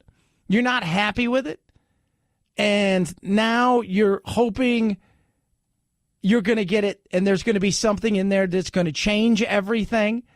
And you got people like Adam Schiff, who's just never going to give up the ghost of this thing. My colleagues may think it's okay that the Russians offered dirt on a Democratic candidate for president as part of what was described as the Russian government's effort to help the Trump campaign. But I don't think it's okay. I think it's immoral. I think it's unethical. I think it's unpatriotic. And yes, I think it's corrupt and evidence of collusion. But I do not think that conduct, criminal or not, is okay. Yeah, but it is. It isn't what you thought it was. And you said you were going to trust Mueller until Mueller didn't deliver the thing that you wanted most and that you coveted most, which was him in full collusion with the Russians to the point where you knew you could get an impeachment and or a resignation, get his kids going away in handcuffs, his son-in-law. You didn't get that. So now you're pissed and you're like, it's not good enough. What we thought this guy was going to do was get him. New CBS poll says 54% of Americans think this is politically motivated. CBS poll, not a Fox poll, CBS poll. And Schiff is going to do everything he can to get Trump. And they're hoping with the release of the full report, some 350 to 400 pages, right? That somewhere in there, there's something that, you didn't read, he didn't read this part because this is where the collusion, you're hoping there's something in there. And if it's not collusion, then it's going to be obstruction. If it's not obstruction, then it's going to be something with his taxes. If it's not taxes, it's going to be something with campaign finance. If it's not campaign finance, it's going to be, you're looking, your whole goal, your singular mission in life, from the time you wake up in the morning till you go to bed, is the destruction of this president. That is sad. You're a sad person. I told you, and I continue to say this. He looks like the guy who ruins Ferris Bueller's Day Off, or one of those cool, like he's the bad principal or assistant principal or counselor. He's got no lips, and he looks shifty. 323-538-2423 at Chad Benson Show is your Twitter. Guys, nobody wants to talk about it. ED, erectile dysfunction. So we ignore it. It's the elephant in the room. So you just ignore it. You ignore it. Men do this all the time. We get sick. We ignore it. We go. We play injured. And we shouldn't. Especially with something like this. 70% of men ignore erectile dysfunction because they're embarrassed. They don't want to talk about it. It's awkward. The whole thing. It could just be, it's disheartening. Let's be real. But now there's a way to do it, to get it diagnosed and to get treated online. It's called Roman. Roman's a one-stop shop where licensed U.S. physicians can diagnose ED, ship medication right to your door, so you don't have to worry about the awkward, face-to-face, the waiting in the waiting room, the anticipation, all of that stuff. You don't have to worry about any of those things. And the trip to the pharmacy. None of that stuff. Nope. Just go to GetRoman.com/Benson. Fill out a medical onboarding. It's brief. It's quick. Chat with a doctor. Get FDA-approved ED meds delivered to your door in discreet, unmarked packaging. It's simple. It's easy. Guys, tackle the problem the right way. Do it with Roman. It is that simple. It is that easy. It is really where we are going as far as medical is. And what a way to treat something like this. Go there now. Free online visit. Free online visit. Go to GetRoman.com/Benson. GetRoman.com/Benson. GetRoman.com/Benson. At Chad Benson Show, Twitter, ChadBenson. We got your texts and your tweets coming through. We'll talk a bit about that. It is the Chad Benson Show.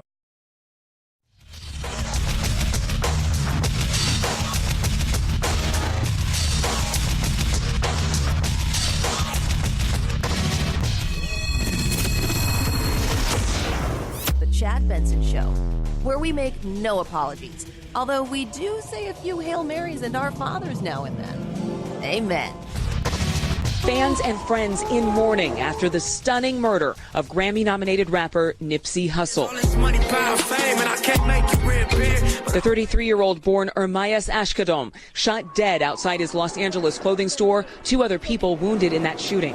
Overnight, police look for at least 1 suspect. Yeah, so Nipsey Hustle, South Central LA, grew up in and around there, and he's a rapper. He's got clothing stores, got all these things, and he tweeted out like it's great to have, good enemies or something like that was his last thing he tweeted out. And then a few hours later, he was shot dead.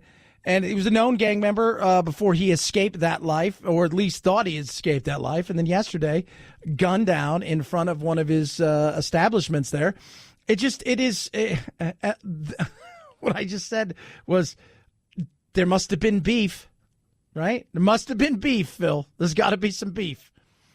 Just a little bit. What is beef? Just a little bit. Beef is where you have an issue with somebody, right?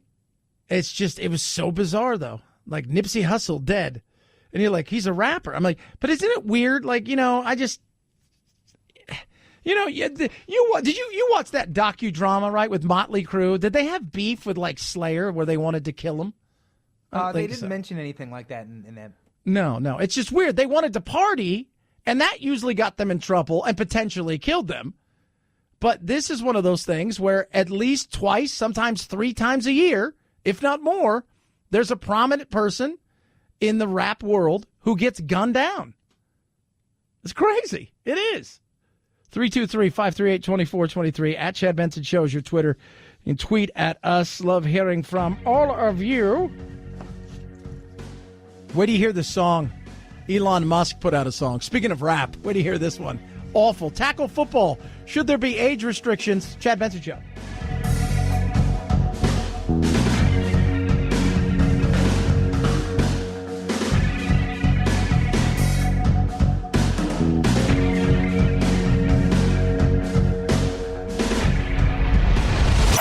The Chad Benson Show.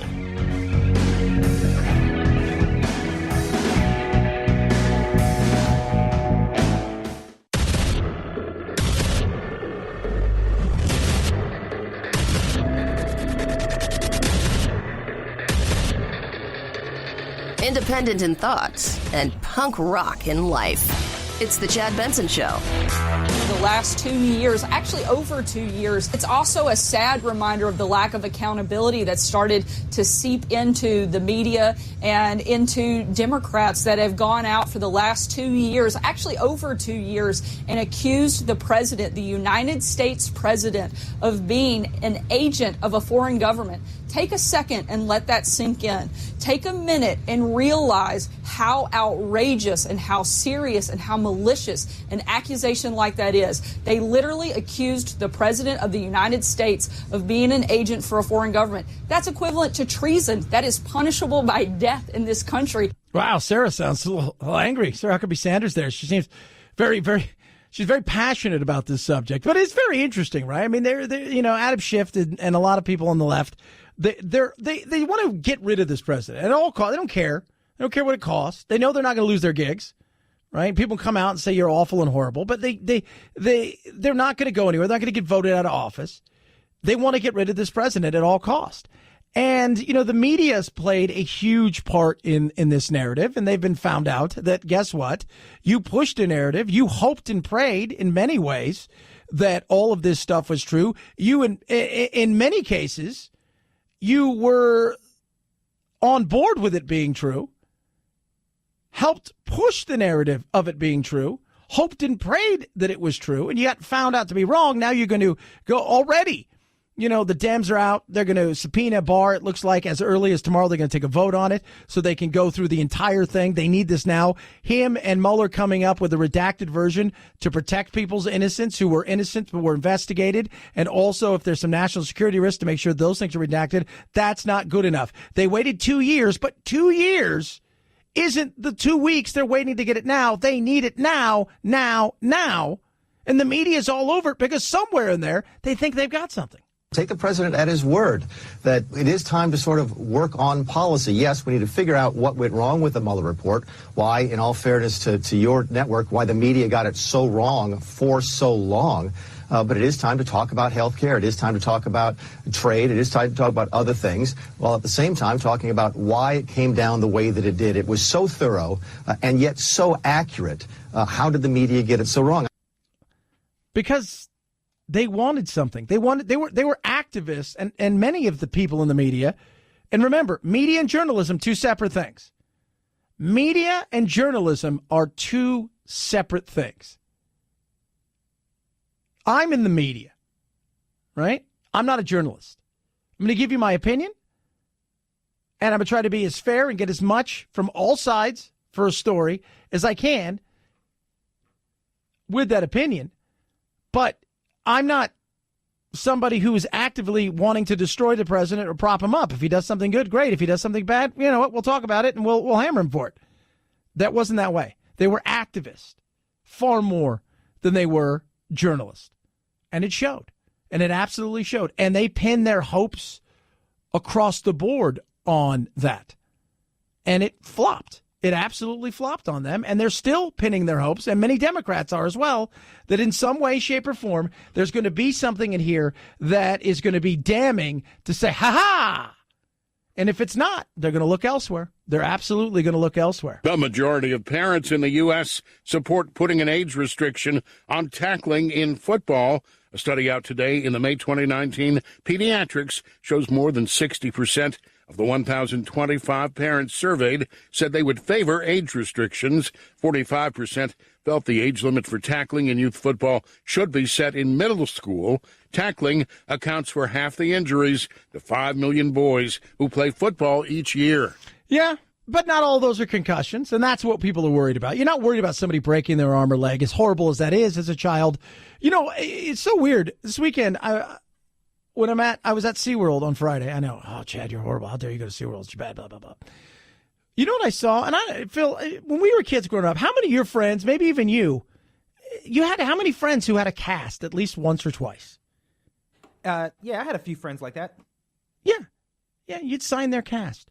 I saw a kid this weekend who had a cast on. I thought to myself, I don't see that anymore.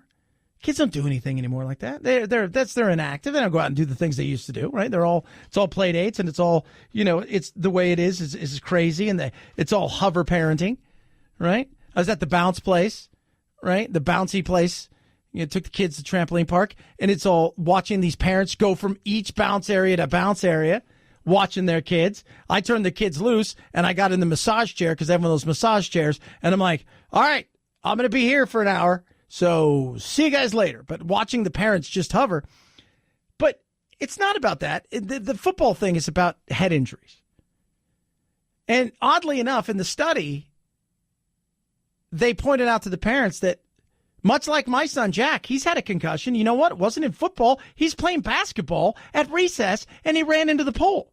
That most concussions come from everyday play at school or on a playground somewhere.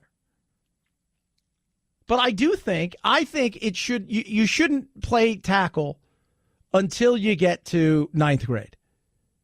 Then I think tackle, you could talk about it, right? Limiting that repetitiveness over and over again is important, especially in the development of a brain. And they're looking at brains and saying brains aren't developing, doesn't get to I think the full growth of a brain or whatever is going to be like 13, but your brain is still evolving.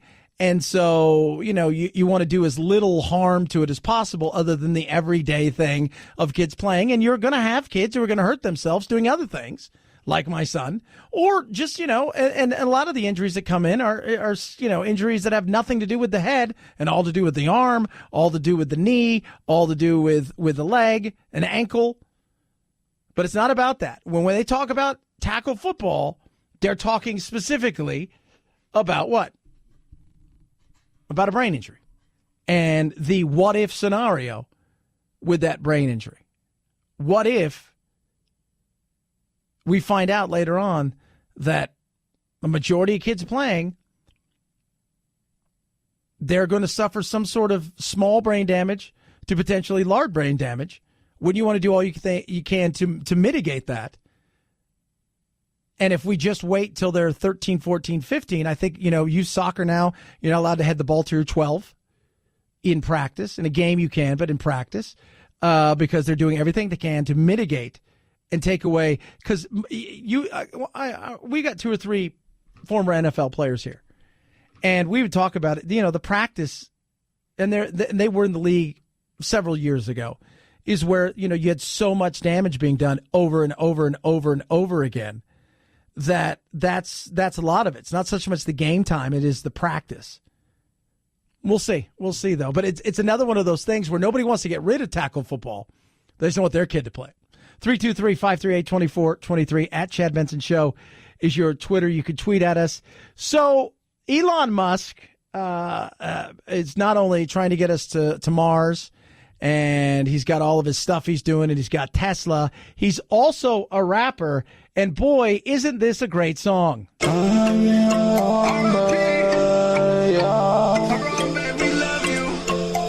Harambe.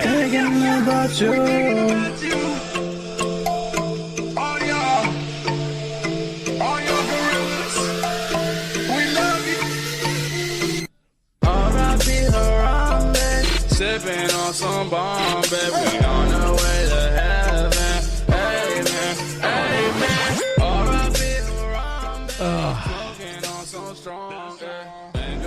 R.I.P. Harambe. Remember Harambe? The gorilla that was gunned down so needlessly? I don't even, what do you say to this? This is why we can't give you nice things anymore, Alon. Or maybe you're like, see, it shows you how crazy he is. Crazy people think outside the box, so you need to give him more money because he does think outside the box, and he does weird things, and he smokes weed, and he's a bit wacky, and he's a bit aloof. But that's part of the fun. But, man, auto-tune, you can auto-tune any. Phil, you got a new song you're putting together. You can auto-tune any of it? I'm going to try not to, but I might. I might have to. I'm telling you, we got to auto-tune our own rap. Because it seems to work, man. You auto-tune anything. Maybe the doctor should deliver people bad news in auto-tune. You just auto-tune anything, no matter how bad the news is. Your wife's cheating on you. You're like, oh, that's nice. Oh, my Lord. That is just awful. That is so awful. 323-538-2423 at Chad Benson Show is your Twitter. Nipsey Hustle, not Russell. My apologies to the poet laureate, who was gunned down yesterday. Apparently was getting ready to meet with the LAPD. Now, here's a rapper, Grammy award-winning rapper, entrepreneur. He was gunned down, and he was going to meet with the LAPD about stopping the gang violence. And he had been meeting with them and talking with them about certain things, and he was getting ready to do it again.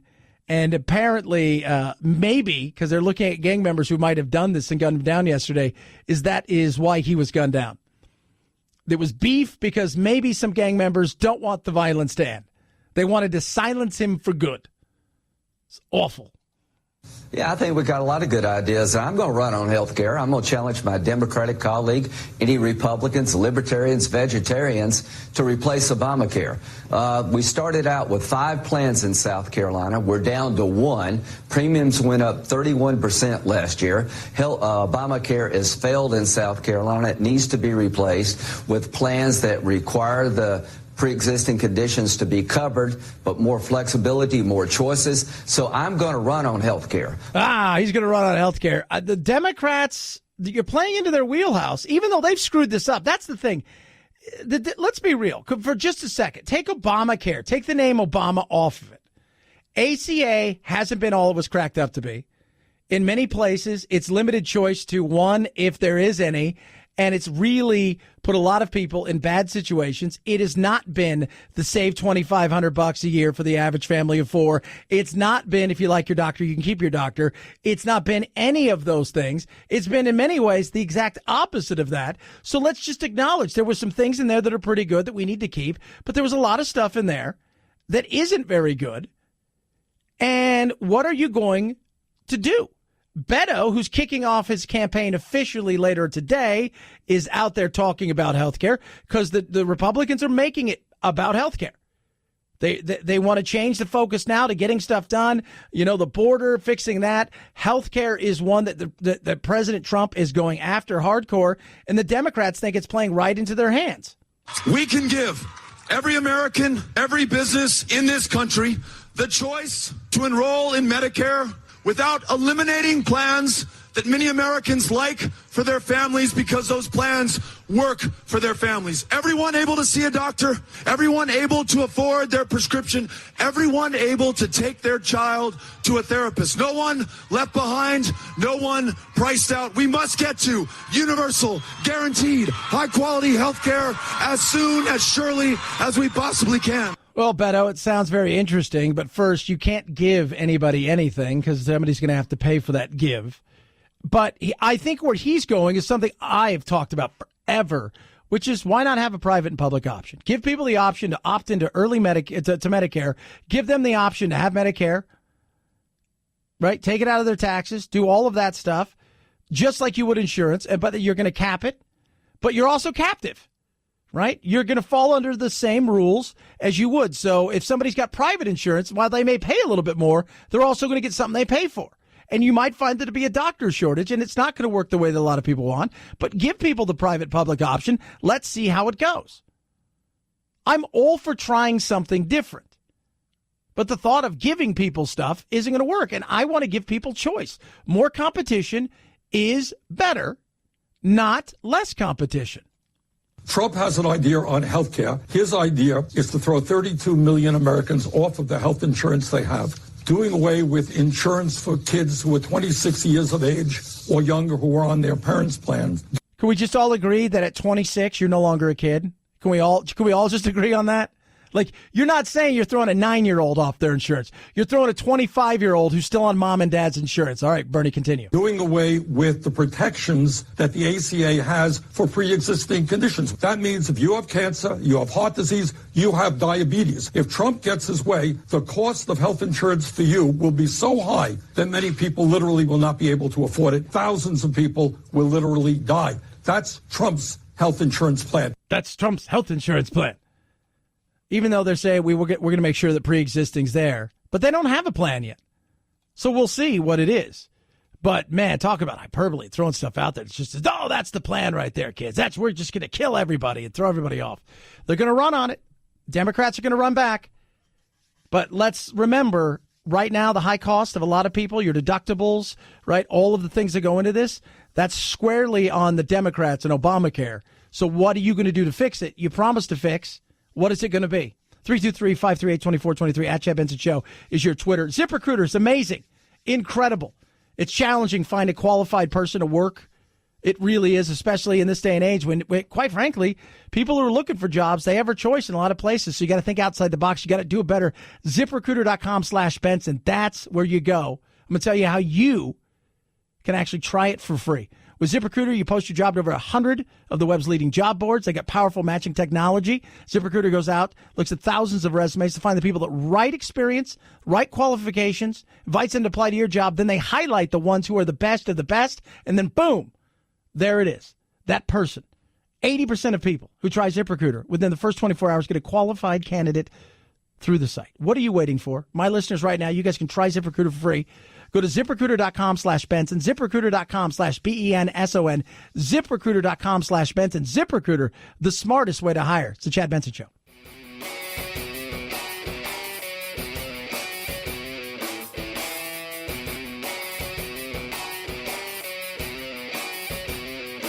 Being antisocial sucks. Hang with Chad's friends on Facebook, The Chad Benson Show. And if you just need some alone time, head on over to Twitter at Chad Benson Show. Either way, we can't wait to meet the real you. A South Jersey man was arrested Tuesday in part for fighting with himself and exposing himself. Police say they were called to the Mystic Islands Wawa at 9 p.m. Tuesday after complaints. Ultimately, after trying to arrange a ride home for the man, 37-year-old Jason Kramer was arrested and charged with lewdness, according to authorities. So apparently they went there the first time, and they saw that he was having some issues. And then they got called back because he was still having some issues. And at that point in time, he had exposed himself to the fruits and vegetables section at the Wawa. And then he challenged himself to a fight and then took his own self on and kicked his own ass. They said he was on something. I'm like, no way. He was on something? Get out of town. And guess what, kids? This is not Florida. And it's not Arizona, which is the Florida of the West. No. This was Philly at the Wawa. At the Wawa. 323-538-2423. At Chad Benson Show is your Twitter. You can tweet at us. Somebody texted in talking about Medicare for all. They said, Chad, what about the opportunity for people, businesses to say, you know what, I'm not going to carry health insurance anymore if you have an opportunity to get government health insurance. I think they'll figure out a way around that because they don't want to eliminate. You got to remember, too, there's a lot of jobs in health insurance land, and they got big lobbyists, and you don't want to put a ton of people out to work. And a lot of people are going to want their own private insurance, right? They are. And maybe their employer says, I'm not going to carry it, but I'll give you a credit for it. They'll figure it out. But we got to do something because what we have now ain't working. Your useless fact of the day on this beautiful Monday, kids. When you crack your knuckles, you know what that is? It's not bone on bone. It's none of that stuff. It's actually pockets of gas just popping right there. Something to think about today. Have a good rest of your Monday. As always, night, Jack.